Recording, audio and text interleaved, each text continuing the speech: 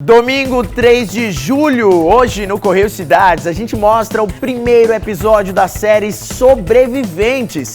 Você vai conhecer as histórias de empreendedores que resistiram à crise e expandiram os negócios. Trabalhamos para não demitir ninguém, nós não desligamos nenhum colaborador. E mais, toda a programação do Parque do Povo, no maior São João do mundo. E tem gastronomia, você vai aprender os segredos da receita de uma sobremesa que vai deixar todo mundo com água na boca. É o charuto de chocolate. Olha que delícia. Vamos juntos, eu sou Oscar Xavier e o Correio Cidades está no ar.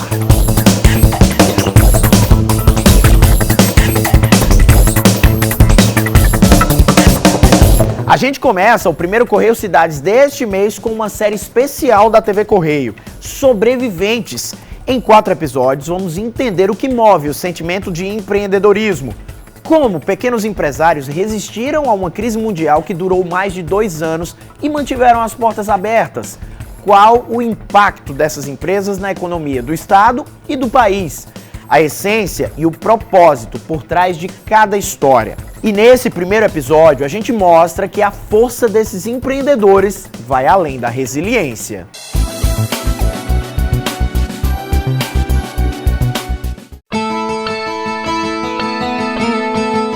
Irmãos e advogados Raíssa e Glauber fecharam os escritórios e foram para o empreendedorismo, um negócio que foi impactado pela chegada da pandemia da Covid-19. No mundo da agricultura, tem que ser um sobrevivente todos os dias. A gente todos os dias batalha, muita coragem, muita dedicação, junto com um corpo colaborativo muito bacana. Foram tempos difíceis, né? A gente já está numa tranquilidade hoje, podemos dizer assim. Mas passamos, né, atravessamos todas as dificuldades com muita coragem, né, com muita dedicação, com muita gestão também financeira e de planejamento, que também é importante demais para que a gente consiga atravessar, e criatividade. Esse impacto forte no setor de alimentos, que inclui bares e restaurantes, não ficou apenas no Nordeste. Professor sênior do Departamento de Engenharia de Produção da Escola Politécnica da Universidade de São Paulo, o economista João Amato mostra que os grandes centros também sentiram o abalo. De acordo com a Associação Brasileira de Bares e Restaurantes, só na cidade de São Paulo foram fechados 12 mil bares e restaurantes durante a pandemia, né, durante principalmente o ano de 2020 e boa parte de 2021. E no Rio de Janeiro, 3 mil estabelecimentos desse tipo. Né? Claro que essas empresas se reinventaram, e isso é notório, né? Todos conhecem, e a alternativa foi a entrega em domicílio, né? O famoso delivery. Uma dessas grandes empresas do setor, né, teve um aumento nos seus negócios de cerca de 64%, né, só em 2020. O jeito foi seguir o ritmo das instabilidades econômicas, como fizeram Ruston Pina e 2 sócios, que abriram um bar e um restaurante em João Pessoa. A gente viveu a valsa do governo, né? Então, assim, o que o governo ditava, a gente ia valsando. O maior percalço foi nascer na pandemia. É você crescer, é você se estabilizar em um momento que tudo está se desestabilizando e muitas empresas fechando.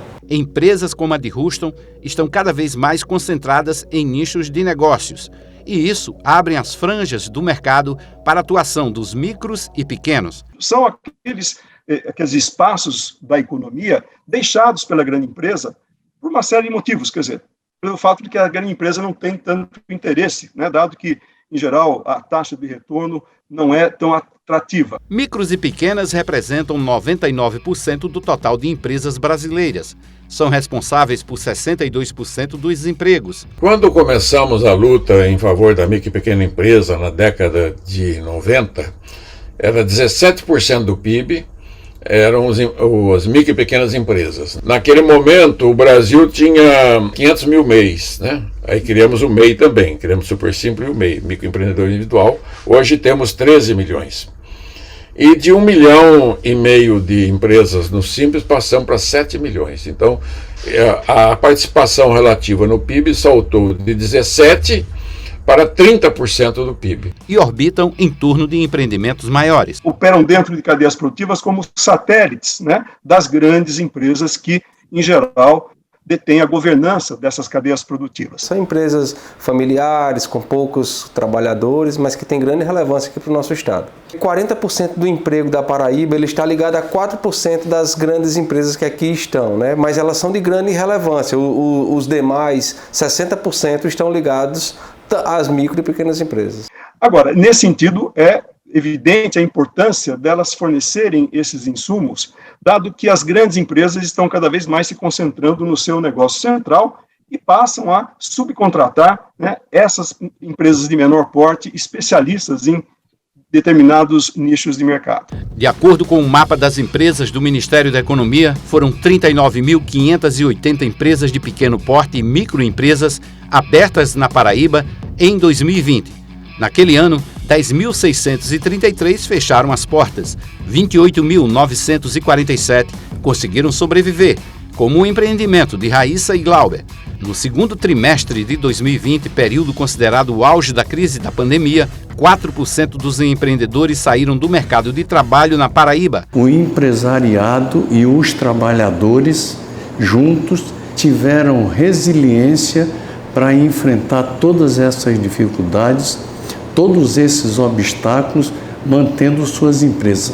Aqueles que por alguma razão fecharam sua empresa, depois tiveram dificuldades para reabri-la. E agora, nessa retomada, o objetivo é dar apoio, incentivar e fazer com que os pequenos e médios lojistas consigam aí retomar boas vendas. Em Bananeiras, o restaurante do chefe Marconi Rodrigues e da especialista em gestão, Alana Barreto, abriu no início daquele ano e, apesar do tombo, segurou todos os colaboradores. Nós temos hoje aqui algo em torno de... Temos 13 funcionários, tem mais minha filha que trabalha aqui, os 2 filhos de Alana também trabalham aqui com a gente e ainda temos pessoal da região. Nós temos funcionários de Dona Inês, nós temos funcionários de Solânia, né, daqui de Bananeiras, nós pagamos o tributo, nós geramos renda, não só para o município de Bananeiras. A gente tem um banco de pessoas que a gente traz para fazer trabalhos extras aqui. Então, isso ajudou bastante para o crescimento em relação econômica da cidade, sim. Trabalhamos para não demitir ninguém, nós não desligamos nenhum colaborador. Em 2020, as pequenas empresas na Paraíba juntas eram responsáveis pela produção de 29,6% do PIB, uma riqueza no valor de 18.490 milhões. O exemplo disso está aqui, no rancho Isabelle Chaves. Os 2 irmãos se uniram e começaram essa produção com a hidroponia.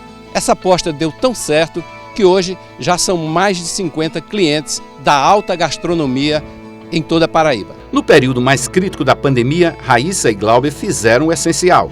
Conheceram sobre o negócio, consumiram conteúdos confiáveis e buscaram cursos de qualificação. Uma receita acertada, na visão dos economistas. Qualquer empresa que quer se manter no mercado, ela tem que entender a dinâmica do mercado. E isso passa por qualificação, entender como que as coisas estão se moldando e procurar se ajustar a essa nova realidade. Os irmãos traduziram lockdown como a hora de dar visibilidade à produção sustentável. E para isso, o campo das redes sociais é fértil. No final do ano passado, 77% dos pequenos negócios na Paraíba, como o deles, já usavam essas ferramentas. 85% apostaram no Instagram, 40% ficaram com o Facebook e 7% optaram por lojas virtuais. Você já tinha um processo já que era anterior à pandemia e que só fez crescer, se consolidar e incentivar novos empreendedores que estavam nascendo aqui no estado.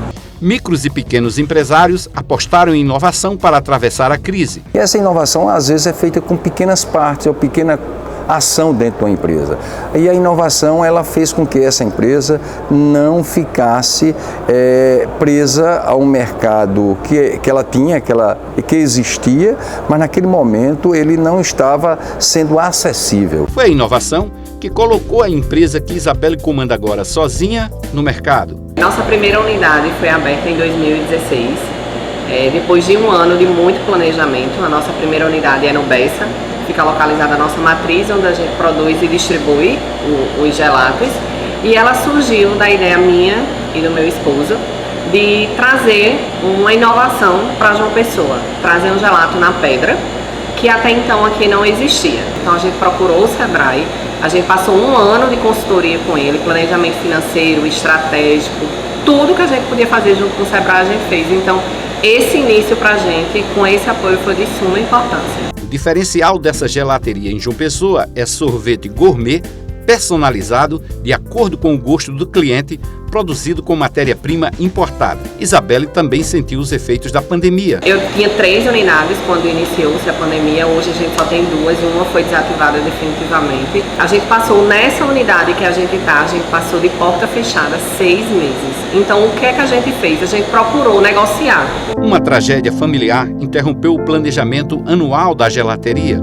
Na madrugada do primeiro dia de 2022, em plena festa de Réveillon, um infarto tirou a vida do marido e parceiro no empreendimento. Um duro baque. Ítalo estava bom e Deus o chamou. Então foi assim que eu preferi acreditar. Ainda é uma retomada pessoal também, de estar trabalhando, de manter esse sonho da gente vivo.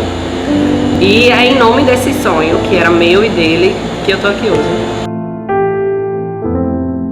Empreendedores como Ruston, Raíssa e Glauber, Isabela e Ítalo, Marcone e Alana são agentes de sustentação, transformação e desenvolvimento da economia. Isso ainda ficou mais evidente nos 2 anos passados, até mesmo diante de uma tragédia familiar, como vivenciou Isabelle, eles encontram forças para levantar e começar de novo. Sabem que é preciso ir além da resiliência.